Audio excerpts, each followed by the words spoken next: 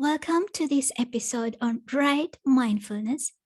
It is a continuation from the previous presentation in which I discuss the difference between mindfulness as it is practiced in the contemporary context as opposed to right mindfulness as in Noble Eightfold Path based on Buddha's teachings. The purpose of this presentation is to discuss how one could go about developing right mindfulness as the Noble Eightfold Path to gain awakening. Right mindfulness is the development of an accurate and precise awareness of the present moment gained due to realization of no self-view based on Buddha's teachings. Sri Mentor gains the no self-view by becoming a Sri winner at the first stage of enlightenment, and by doing so, abandon three fetters, and these three fetters are belief in a self, doubt about Buddha and his teachings, and attachment to rites and rituals. The question that we could be answering is, how could one go about developing right mindfulness? Essentially, the answer is such that one must follow the path of practice as recommended by Buddha. As we see in this sutta, and what is the path of practice to the development of the establishing of mindfulness? Just this Noble Eightfold Path. What is interesting is such that in order to gain realization, it is important to integrate Buddha's teachings across various stages of enlightenment and various kinds of training and practices as a whole. By taking Buddha's teaching as a part, let's say, for example, certain practitioners might be just trying to engage and practice meditation based on breathing. Then that will be just taking a part of Buddha's teachings, and by doing so simply, it will be difficult to gain realization.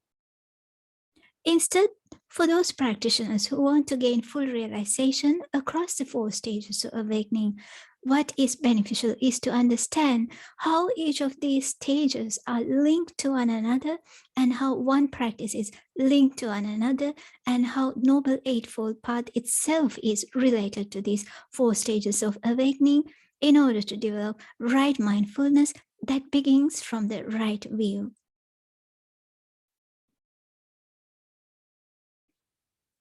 Sri Mentor, the first stage is that of Sotapanna, meaning one who enters the stream, with the stream being the Noble Eightfold Path, regarded as the highest Dhamma.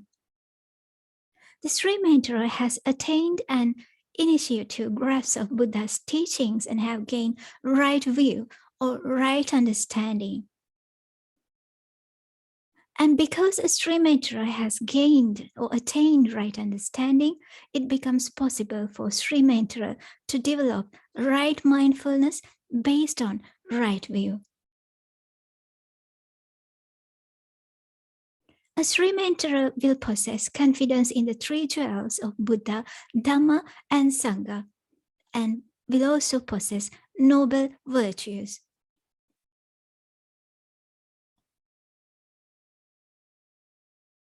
Noble Eightfold Path is to be developed for the direct knowledge of these fetters across the four stages of enlightenment. As we see across various suttas, for example, in this sutta, it says, because there are these five lower fetters, what five? Identity view, doubt, the distorted grasp of rules and vows, sensual desire, ill will. These are the five lower fetters. This Noble Eightfold Path is to be developed for direct knowledge of these five lower fetters, for the full understanding of them, for their utter destruction, for their abandoning.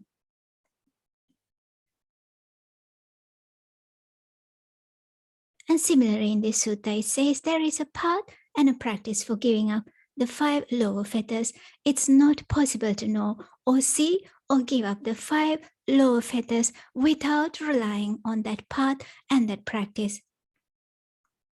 On the contrary, there is a path and practice for giving up the 5 lower fetters.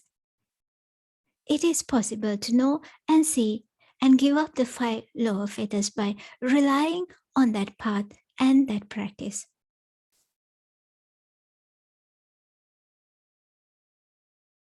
Similarly, to abandon 5 higher fetters,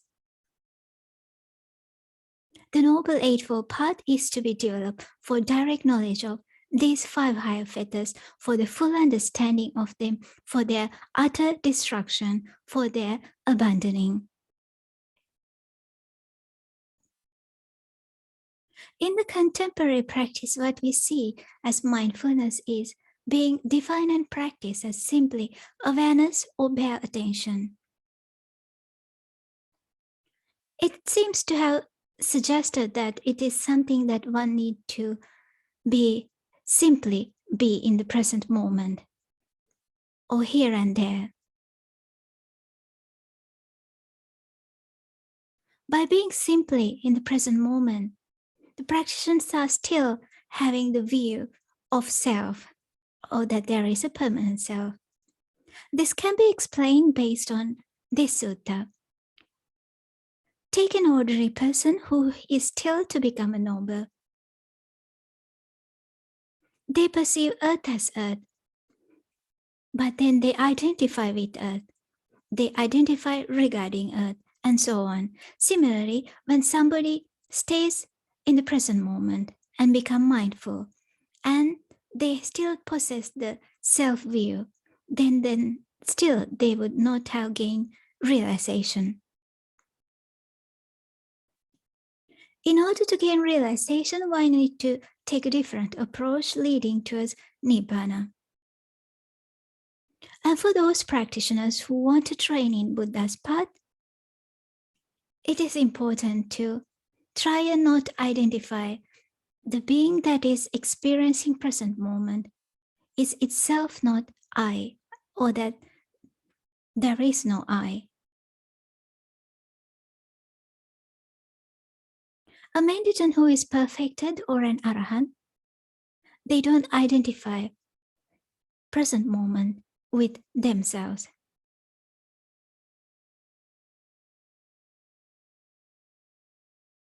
Having said the difference once again in brief between the current mindfulness practice and the mindfulness as prescribed by Buddha as in Noble Eightfold Path, then the next question one should seek to address is how to develop Noble Eightfold Path leading to Nibbana.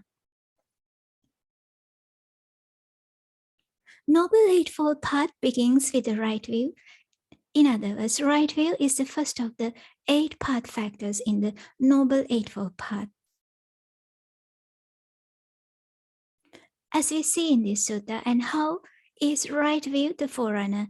One discerns wrong view as wrong view and right view as right view. This is one's right view.